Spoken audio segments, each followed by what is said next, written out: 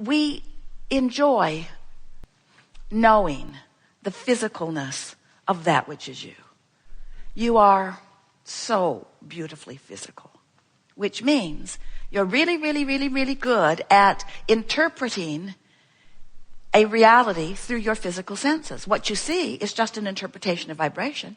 What you hear is an interpretation of vibration. What you smell and taste and touch, just vibrational interpretations.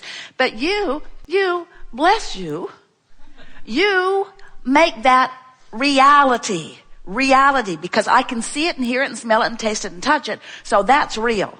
And what's in the vortex, Abraham, dear friend, that vortex that you keep pointing at and telling us we should get in it, I have to tell you, we hear you say, I can't actually see or hear or smell or taste or touch anything over there. So I'm not so sure that that's a reality worth giving my attention to.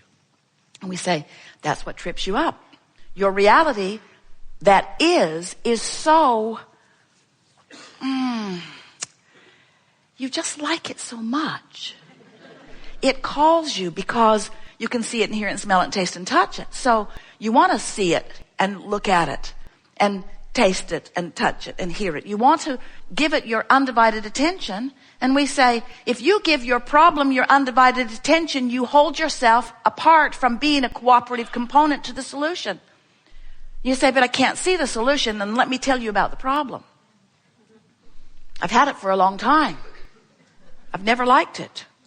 It bothers me in this way, and this way, and this way, and this way. Others have it too.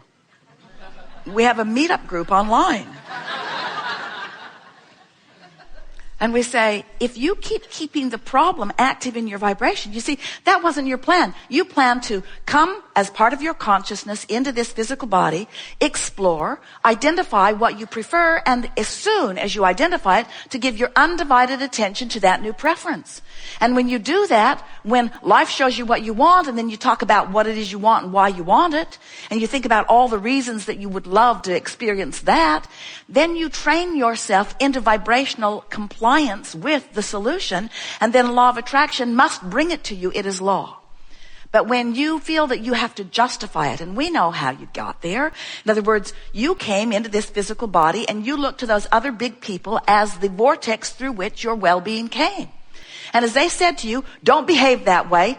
You must cater to me. You must please me. And whether they said it right out loud or not, and plenty of them did, you caught on pretty quick that you needed to do things that would make you friendly in the community in which you were living. And so you began one who pleased those around you. When they frowned, you did something different. You always, not always, but especially in the beginning, you were trying to evoke a pleasing response from those who were outside of you, even those who were well-meaning, like your parents and those up close to you.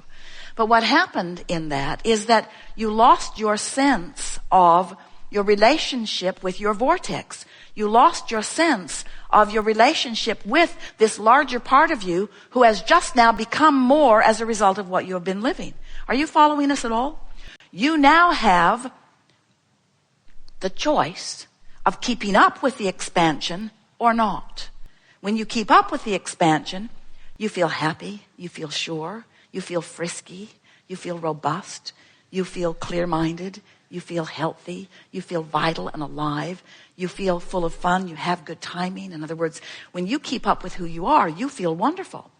But if you are like so many humans who are exploring and launching rockets and exploring and launching rockets and exploring and launching rockets, but instead of turning to the solutions and anticipating the solutions or even hoping for the solutions, you're justifying the need for the solution by defining in greater detail the problem, then you've been letting the problem train your vibrational frequency.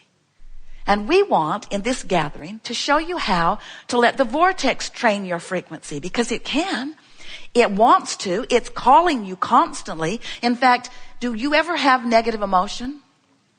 If you ever have negative emotion, that means your vortex, your inner being, is calling you. You're just not going, not right now.